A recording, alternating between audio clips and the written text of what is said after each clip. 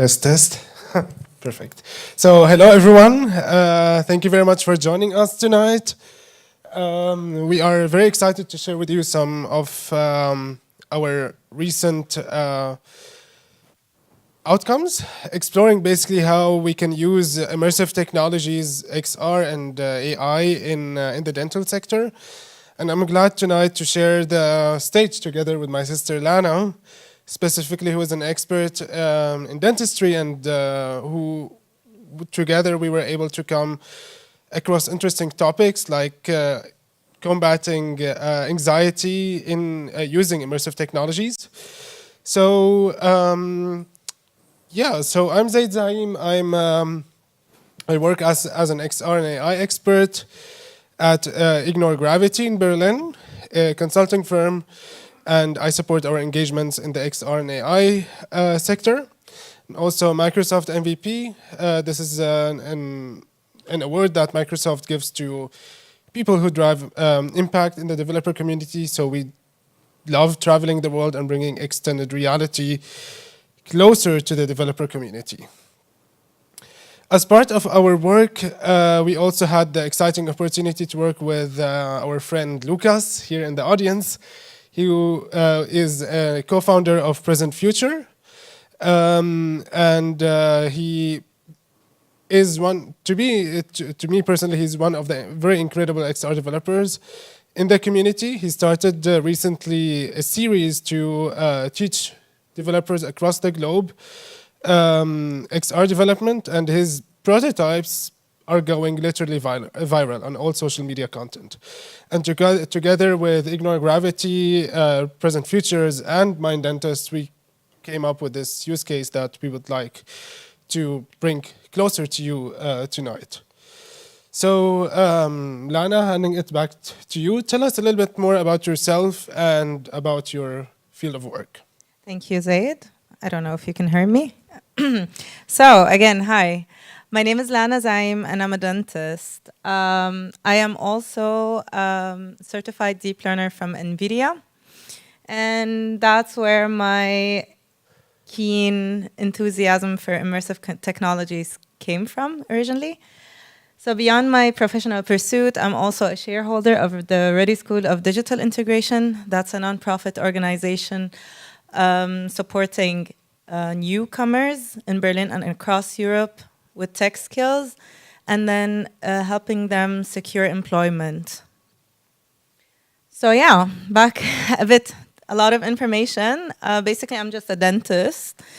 So before you roll your eyes or run for the hills, I get it. Being a dentist doesn't exactly make me the most popular person in the room. So maybe raise your hand if you or someone you know hate going to the dentist. Come on. Everybody goes to the dentist regularly? Okay, yeah, a few in the audience, I see. So yeah, it should come as no surprise because I have a lot of patients coming into my dental practice and going like, hey, I just met you, and this is crazy, but I really, really, really, really hate coming here. Can we reschedule maybe? But I mean, that's on the daily basis. I often start my day with someone saying, nothing personal against you, but this is one of the most uncomfortable experiences for me. So this should come as no surprise. They go on to confess of how they'd love to be anywhere, but here, trapped in my dental chair. This should come as no surprise for over 61% of the global population suffer from dental anxiety, with over 4% of them avoid going to the dentist altogether, only when it's really, really severe and they can't sleep from their dental pain. In Germany alone, it's 10% of the adult population. That makes 6.4 million people who hate going to the dentist and avoid going there. So, yeah, dental fear. Dental fear is uncomfortable, it's unpleasant, but not only does it affect the oral health, but it also affects the overall quality of life of all the patients. So maybe not only just fear, but then causing insomnia, depression, and even anxiety. So, as ugly as anxiety is, it is also consistently related to the fact that it causes like more post-operative pain. Like it is really recorded that the more patients are anxious, the more they suffer from post-operational pain, and also the more need for a higher dosage of analgesics and a delayed recovery. So pain. Let's talk a little more about pain. Pain is a multidimensional experience concerning sensory, emotional, and cognitive processes. So the pain perception is normally a wide spectrum of these three interacting with each other. I believe maybe a couple of you can already hear this picture, I know. So a lot of the dental fear and the pain comes also from the loud and triggering sounds you get from a dental visit. So we were also looking at the other factors playing into this, and we realized that constant past painful experiences also play into the role of having this dental fear. So a little more about me. I consider myself among the smaller minority who loved going to the dentist. So apart from the other statistics. And I believe it all falls down that I had a relatively positive experience. So I had a really great pediatrician dentist that would show me everything, all the gadgets, explain everything thoroughly for me, let me pick a toothpaste flavor, and at the end even a small gift. So I would even go on to say that this positive experience was the trigger for me to consider becoming a dentist in the first place.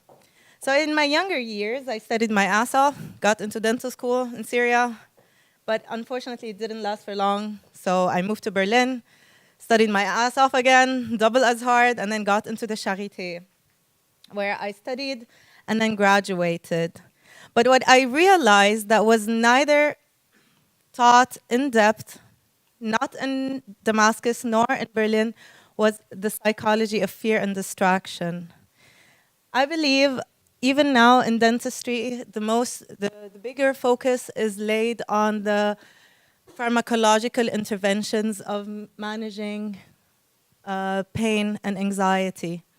Let it be local anesthesia or even different kinds of sedation. So a small anecdote, we had a small kid named David, 9 years old, coming to us, referred from a different dental practice, for a couple of milk teeth to be extracted. Well, for dentists, it's a very routine procedure. We do this on the daily. It's nothing big. But we decided to do this with the laughing gas sedation. So he comes, he sits, we extract all the teeth. Before we extract all the teeth, we do the sedation. It's taking full effect. We do the first injection, perfect. He didn't feel anything. The second injection, perfect. Teeth are out. Everything went perfect, except for one last detail, which is this.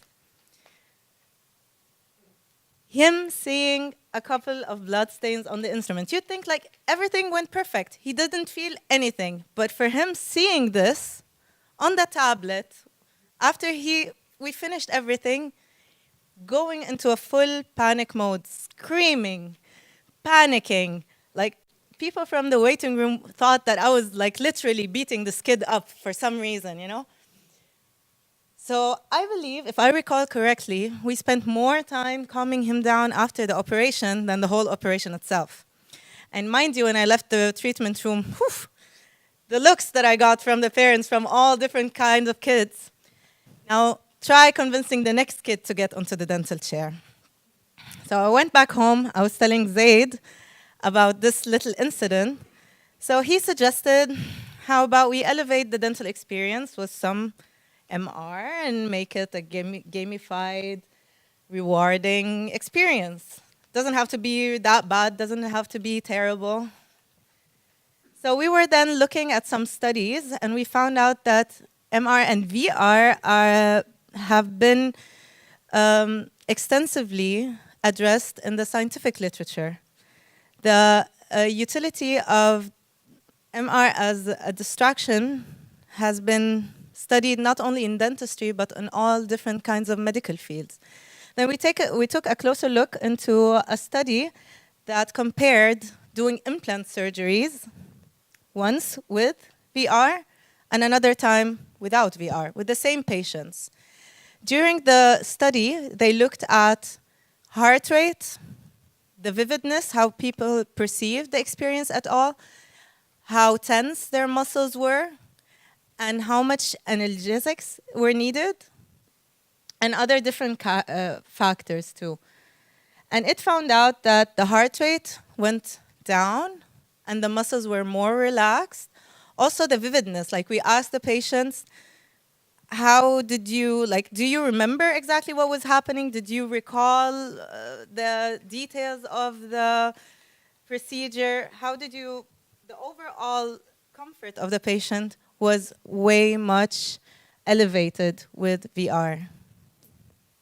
So yeah, we decided, Zaid and I, that we want to change past terrible experiences and make new, better, more pleasant ones. So more on the technical side, I will give it back to Zaid to explain for you a little more how. Thank you, Lana. So we all together saw how terrible actually a visit to the dentist is. But let's do this more interactive with immersive technologies. So to actually, or the learnings we made together with Lana, if we want to reduce the anxiety, I'm not sure, do we need to stand here in the front of the pool? Okay. We want to try to address as many our cognitive senses to enable this distraction. And then immerse the patient and the user completely into the mixed reality experience. So in this case, we want to address the vision and the sight of a patient, hearing, and then include some haptic and interactivity. For the sight, in this case, we want to completely immerse the user into the virtual environment. For hearing, we want to include some music, some background sound effects that play spatially, so he can't hear anymore the noises of the drilling. And then haptic and controllers, in this case, we want to include some sort of gamification. So in our case, we created a very simple shooting game. So when the user is sitting on the dental chair, he can like shoot some objects in space. We started at first began as every person here maybe in the room, kickstarting a project. Basically, we started with, let's say, with a crazy 8 or crazy 6 to brainstorm a little bit the idea and the approach we want to do. So the experience starts. The user comes to the treatment. He sits on the chair. He calibrates the experience. He can choose what kind of an immersive experience he wants to be at, either going on the beach, flying over the clouds, you name it. And then different objects appear in the room, and then the user can like randomly, let's say in our case, shoot these objects and accordingly create some scoring. To keep our audience or our patients more focused or engaged in the experience, we are also currently thinking of different, let's say, rewarding systems that we can incorporate. So abstractly thinking, maybe it could be, let's say the dentist offers a discount for his patients, so we get the patients more, interacting and engaged in the experience. So the idea sounds good, sounds amazing. So if we want to bring this to the practice, I reached out again to my friend Lucas here to help us basically bring this basically to life. So Myself, I'm an XR developer, but in some cases I need some additional help. So I'm glad that we had also the opportunity to collaborate with you, Lucas, on that. And ideally, let's say this how the immersive experience or the virtual world would look like. So completely immersed in a different world, taking the user into completely different experience than the dental practice. This is how also the first person view of the patient would look like. On the dental chair, having the see-through pass-through experience. We got also a lot the question, basically why using mixed reality and not only, let's say, standalone VR, because in our case, we also want, despite having the opportunity that the user can get completely immersed, but in some cases, the user wants from time to time go back to reality, or I don't know, he feels at some point not comfortable in something, so he has also the full control to get beamed back and forth from reality into VR and vice versa. This is also how it looks like. So we had also one of our tests recently, Lana directly operating on the dentist and on the patient, and then the patient completely hanging out in paradise or on the beach, you name it, and playing having some sort of gamification. So let's see this all coming into together. And we also have here a mini demo that we would like to share with you. So let's kick it off. Please look straight ahead and press any button to calibrate. Oh, before we start the demo, so I just want to emphasize again, so this is like a very first prototype, very simple demo. And this could completely in the future expand in different directions, but this is really something, a demonstration that we built in 1-2 months, I think. So, yeah. Please look straight ahead and press any button to calibrate the experience. Calibration complete. Enjoy the experience. So here, completely immersing the patient from dental space into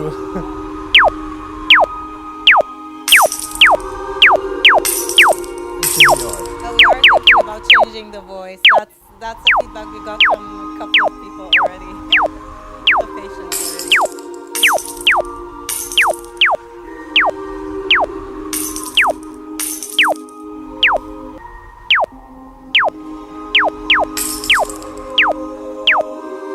Okay, so we shoot the candies we have in the world, and then we also have here the patient got prompted from the dentist to have an action and then beam back fully into VR.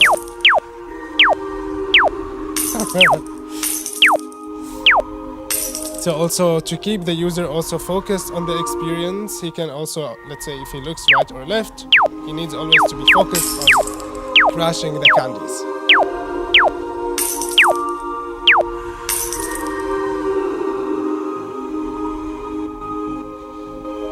I'm not sure what's happening. Oh yeah, and here beaming back whenever you want to reality. Now, hopefully. Enjoying the game. Yeah. Yay! Victory. Here we go. So, this was our first approach how we can use immersive technologies, VR and mixed reality to help patients reduce their anxiety while visiting a dentist. Another challenge what we identified with Lana is, I see we only have a couple of minutes, is on a regular basis, before she does a treatment on a patient, she needs always to have a check-in, regular check-ins with a specialist.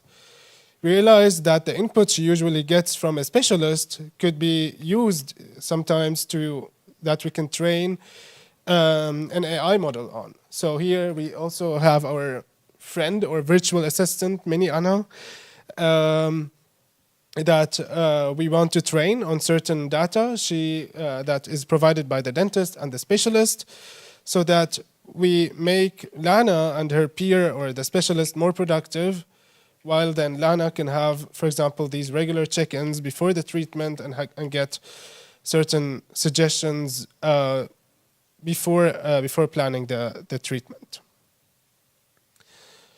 So yeah, like here we also like got some sort of inspiration, like the 3D model or this virtual assistant could be as you want, as you wish, then customized. We took some inspiration from Wally and Eve here. And to bring this basically to life, we develop, or this immersive copilot, let's say, could be developed using Unity 3D and other frameworks like Meta SDK, incorporated with, let's say, different cloud services like from Azure, Speech, AI, and Azure OpenAI to communicate with these LLMs and train these LLMs according to the dental information. So this would look like basically in Unity.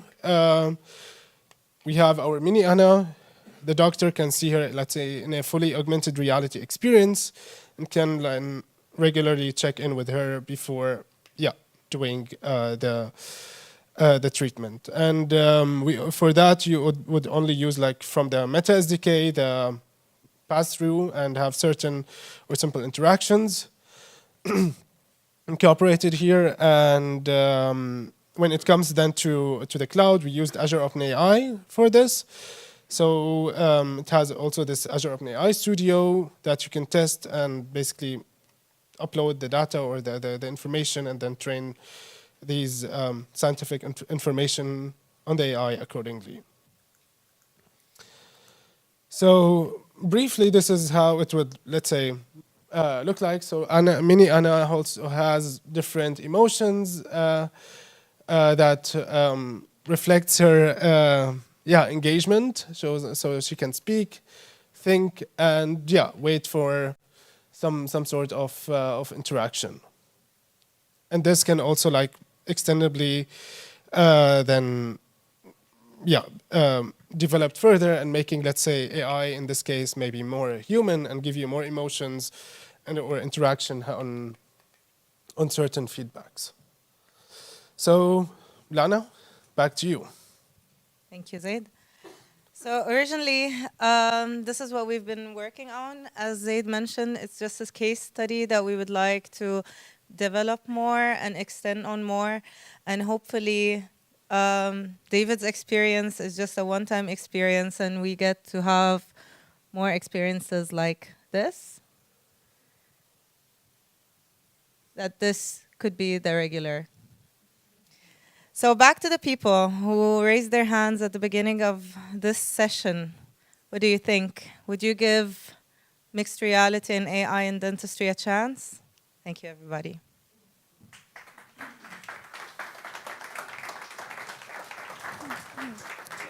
Thank you very much for your time and for joining us. We would love to stay in touch, so connect with us on socials, and also Lucas is here in the audience as well. It has been an honor to be here at AWE in Vienna for the first time. It's being on this conference, it was always a big dream. So if you have a question, we will be around. So ask us anything you want. Thank you very much for having us. Thank you so much. And I think we have time for 1 or 2 questions. Yeah.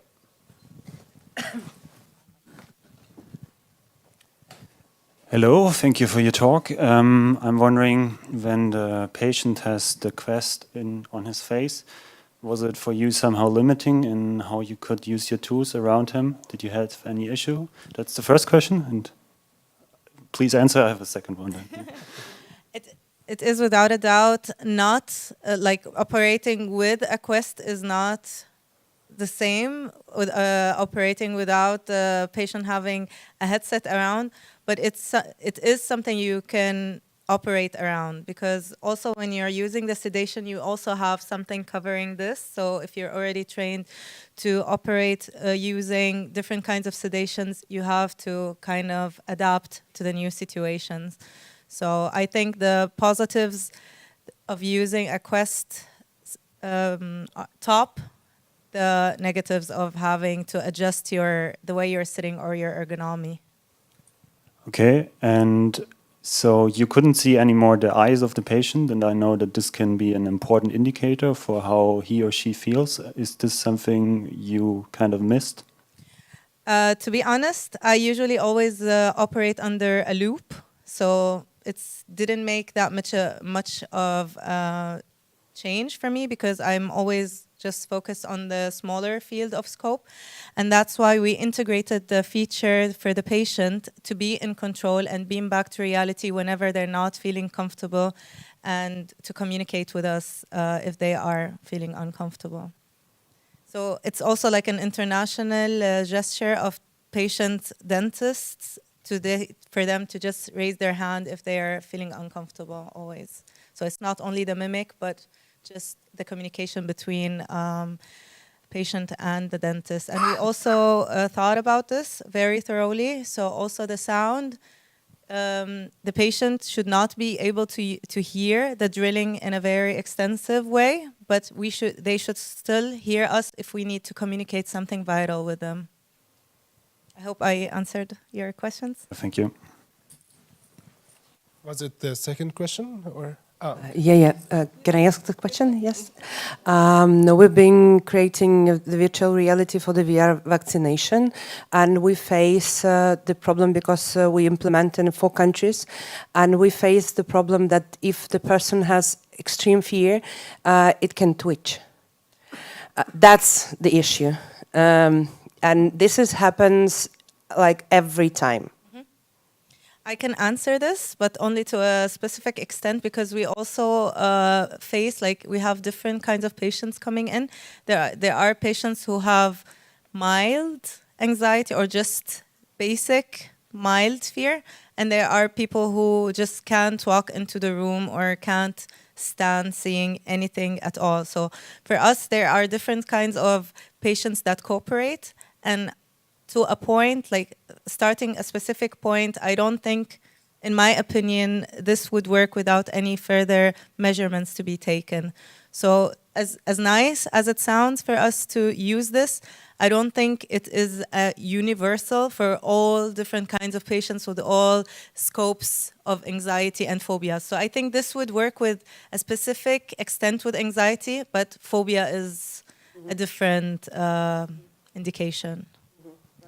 Thank you. Yeah. We have time for maybe one more that it was already behind, but Darf ich auf Deutsch sprechen und Gerne. du antwortest auf Englisch, weil ich kann nicht so gut Englisch sprechen, aber ich verstehe alles. Kriegen wir hin. Okay? Die erste Frage, was muss man beachten, ja, um diese immersive Erfahrung zu programmieren, weil ich denke, der Person darf sich nicht so bewegen, oder so reagieren. Also für den Zahnarzt, es ist auch ein neues Erlebnis und es ist herausfordernd, solche Sachen zu beobachten. Die zweite Frage, ist das oder wird das für die normalen Menschen und normale Patienten oder für private Praxis, Patienten, die mehr Geld für das haben, weil ich kann noch nicht verstehen, außer dass das lustiger ist, und ich kann mich natürlich von bestimmten Aspekten ausschalten. Welche sind die konkreten Vorteile für die Anwendung von solchen Lösungen? Shall we, does everybody speak German or shall we? Okay, so the gentleman was asking, he was asking a couple of, like a very long question. I will try to summarize. So basically he's asking, what should we pay extra attention to when developing this product? For example, if the patient is sitting and he's playing and he moves, or he moves his head or moves his hands, did we take any measurements into consideration? This is question number one. And he was also asking, who are the target group? Is it a target group for people who are paying extra money to get this service, or how does it exactly work? Stimmt's? Habe ich was vergessen noch? So im Großen und Ganzen, ja. I will talk a little and then maybe you can add. We actually, when we were testing this product, when we were testing our case study, we did face this because the patients are fully immersed in the experience and they cannot control themselves. And with the noises, and then they get a little excited. So we were thinking in some way to have their hands stabilized so they don't move. Yes. And that's the thing with turning their heads. We calibrated the experience to only have them see things straightforward and up, like depending on how the dentist. Exactly, depending on the positioning of the patient on the dental chair. Exactly. So this is, I hope this answers your question. For the other part of the question, who is it aimed at? Like any other sedation, I come from Germany and I've been working in the German sector. I don't know how it applies to the global sector, but for example, in Germany, for all different kinds of sedation, it is a private Leistung. So normally, we're still trying to figure out how to make it more accessible. And when we started this case studies, our main target group was for kids. So for children, like the laugh gas sedation, that this could be something fun for them. We also started a study and a statistic to see if this would be something for adults. And we are working already on a prototype to make it, like we have one for children friendly, and we have one for adults to make it based on their preferences. I hope I could answer all your questions. Thank you so much, Lana and Zaid. Thank you. Before we wrap up, maybe let's take a quick selfie on stage, Lana, with this amazing audience. So maybe you can just try coming together, if you don't mind. Okay. So, 1 second. So, Is it working? hopefully. So we usually always wrap up the talks with mixed reality rocks, okay? So let's say 1, 2, 3, mixed reality rocks, okay? Yeah, so let's test it out. 1, 2, 3. Mixed reality rocks. You guys, you're sleeping already. Once again, 1, 2, 3. Mixed reality rocks. Okay, 1, 2, 3. Woo! Thank you so much. Has been an honor to be here.